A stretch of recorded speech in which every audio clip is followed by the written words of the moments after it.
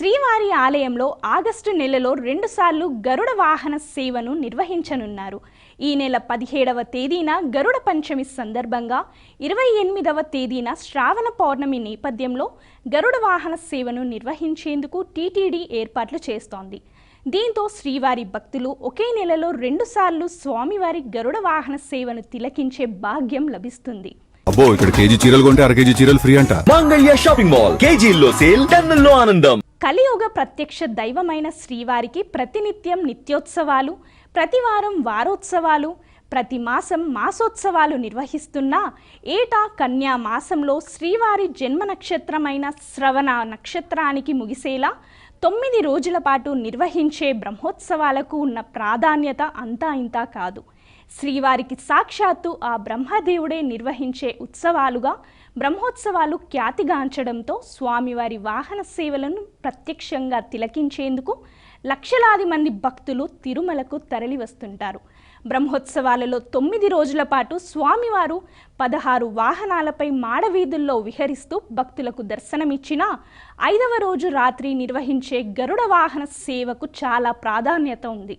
గరుడ సేవ రోజున మూలమూర్తికి అలంకరించే లక్ష్మీ కాసులహారం, సహస్ర నామమాల, పచ్చల హారాన్ని ఉత్సవమూర్తి అయిన మలయప్ప స్వామివారికి అలంకరిస్తారు. ఏడాదిలో ఈ ఒక్కరోజు మాత్రమే స్వామివారికి అలంకరించిన ఆభరణాలను సడలించి ఆలయం వెలుపలకు తీసుకువచ్చి ఉత్సవమూర్తులకు అలంకరించే సాంప్రదాయం కొనసాగుతోంది. గరుడ వాహన సేవ పూర్తి అయిన తరువాత తిరిగి స్వామివారికి ఆభరణాలను అలంకరిస్తారు. ఇంకా రాష్ట్ర ప్రభుత్వం తరపున పట్టు వస్త్రాలు సమర్పించే కార్యక్రమం గతంలో గరుడ వాహన సేవ రోజున ఉన్న 2004 నుంచి ధ్వజారోహణం రోజుకు ఆ కార్యక్రమాన్ని మార్చారు. అయినప్పటికీ ధ్వజారోహణం రోజున సమర్పించిన పట్టు వస్త్రాలను గరుడ వాహన సేవ రోజున స్వామివారికి అలంకరిస్తారు.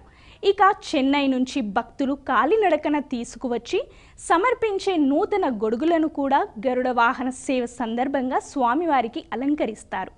ఏడాది పొడుగునా ఈ గొడుగులని స్వామివారి అలంకరణకు వినియోగిస్తారు. ఇలా అనేక ప్రత్యేకతలు కలిగిన స్వామివారి గరుడ సేవను ప్రత్యక్షంగా తిలకించేందుకు లక్షలాది మంది భక్తులు తిరుమలకు తరలి వస్తుంటారు.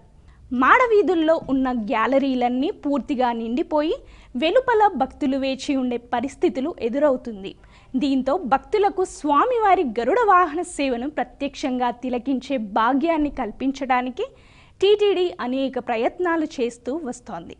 ప్రస్తుతం మాడవీధుల్లో గ్యాలరీలో ఉన్న భక్తుల్ని కాకుండా క్యూ లైన్ల ద్వారా కూడా స్వామివారి వాహన సేవ వద్దకు అనుమతించే విధానాన్ని అమలు చేస్తుంది టీటీడీ. ఇక ఆలయం ఎదురుగా ఉన్న గ్యాలరీలో రీఫిల్లింగ్ విధానంలో అదనంగా మరో 25,000 మంది భక్తులకు స్వామివారి గరుడ వాహన సేవను తిలకించే భాగ్యాన్ని కల్పిస్తుంది. ఇలా భక్తులకు అనేక వెసులుబాట్లు కల్పిస్తున్నా స్వామివారి గరుడ వాహన సేవను తిలకించే భాగ్యాన్ని ఎక్కువ మంది భక్తులకు కల్పించే ఆలోచనతో 2008 నుంచి ప్రతి పౌర్ణమి రోజున గరుడ వాహన సేవను నిర్వహించే సాంప్రదాయం ప్రారంభించింది టీటీడీ. దీంతో ఏడాది పొడవునా ప్రతి నెల పౌర్ణమి రోజున స్వామివారి గరుడ వాహన సేవ నిర్వహిస్తూ ఉంటుంది టీటీడీ. ఇక ఆగస్టు నెలకు శ్రీవారి ఆలయంలో మరో ప్రత్యేకత కూడా ఏర్పడింది.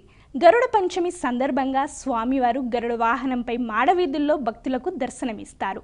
ఇలా ఆగస్టు నెలలో 17వ తేదీన గరుడ పంచమి సందర్భంగాను, మళ్ళీ 28వ తేదీన శ్రావణ పౌర్ణమి సందర్భంగా ఇలా 2 సార్లు స్వామివారు భక్తులకు గరుడ వాహనంపై దర్శనం ఇవ్వనున్నారు.